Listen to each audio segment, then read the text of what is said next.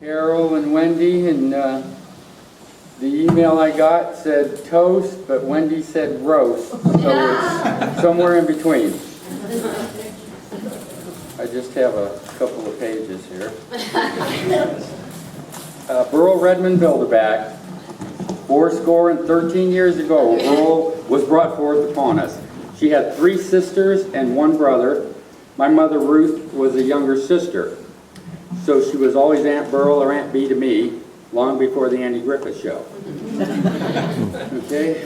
And one of the fables or stories about how she arrived at her name Burl was her family didn't really come from Needham, Mass. To this area. They originally went to Lewiston, Maine, to the lumber camps. And it was Depression time, and she saw the lumberjacks doing burling on the logs. And so she tried on some smaller logs here and there. And her father saw her, she was really good, so he would tell people, oh, heck, you're not very good, my daughter would do better than you. So that's how they survived the Depression. Aunt Burl, took care of her whole family there. But we're still checking on that. So. My family used to come to Maine every year for the month of August. We stopped coming in 1961 when I was 8. And I never saw or talked to her again until I went to New York for my brother's wedding in early '71. Her and my grandma, Granny Redmond, which everybody knows, they were a hoot. She even got out some lipstick and wrote on the wedding car window, an appropriate comment, I'm sure. When they were leaving, she said, it's been good visiting, hope to see you again. And Granny piped in with, you'll see him this summer. I hired him and his friend to work for you. And I thought Burl owned the restaurant, but she laughed and said, great. And that's how I came to live in Maine for a little while and got to know Granny, Uncle Eddie, and especially Aunt Burl. For young guys, we thought it was a life. We would lobster with Uncle Eddie in the mornings and afternoons and evenings. We would work in the restaurant, or so we thought. Next day we were there, we got up early to lobster. Right after that one time, we worked 7 to 7 getting the restaurant ready for summer. We cleaned everything, drained the fryers, etc. We sanded the ship's steering wheel and varnished it. Every year she did that. She noted how fine a workers my friend and Rick and I was, so she said we were ready for some fun stuff. We said, all right, and she had us remove the seats and backs from the booths and sand and paint and recover. And as a reward, we got to go to Biddeford or Saco to haul back the new upholstery for the booths. She treated us just like red-headed stepchildren. She said she was building character, and we were so very happy with her.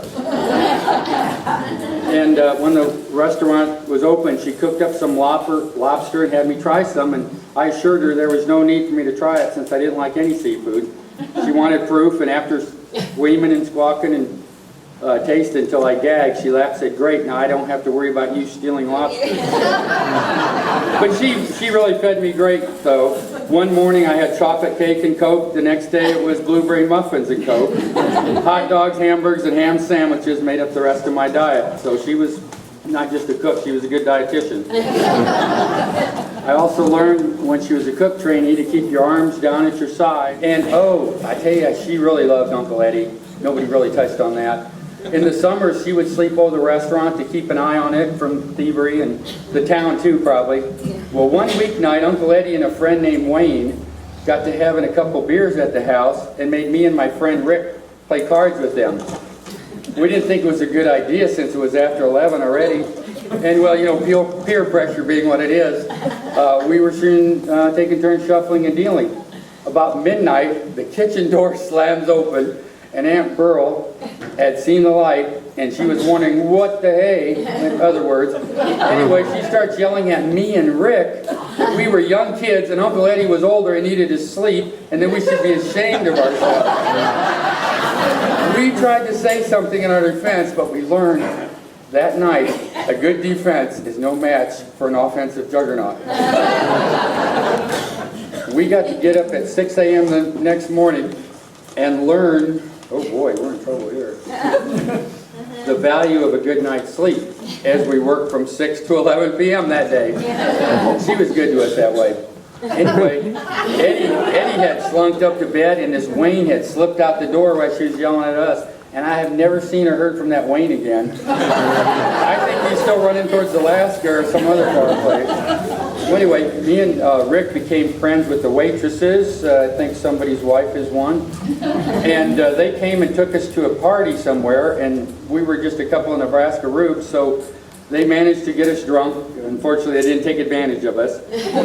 But when they delivered us back to the Cape, they wouldn't give us a ride back to the house. They dropped it off at Bradbury's, IGA.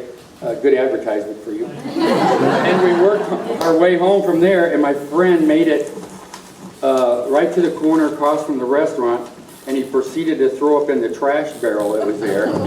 And since we were being so quiet, and the street lights were not quite as bright as daylight, we were sure Aunt Burl didn't see us.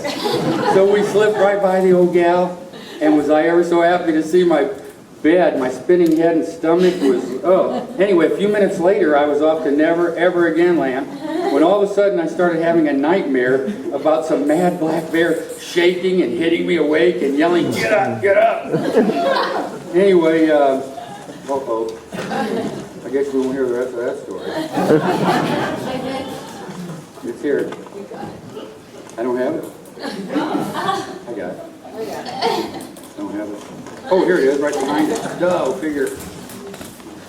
And anyway, I also heard a big lobster pot being banged by a big spoon, and I managed to open one eye and found it wasn't a bear, but a girl. She said, "It's 6 a.m., time to get up and go to work." But I said, "We don't open till 11.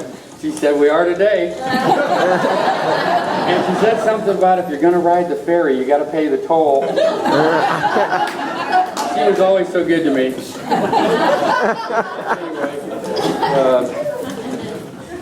oh boy. Finally, oh, here we go. Oh, look, if you just turn the page, it's right behind it. Anyway, while working with Aunt Burl in 1972, about this time of the year, she was laughing at something I said, and she said she should hire me as my speech maker if she ever needed one. I said, "I'll give you your speech at your funeral if you ever die before me."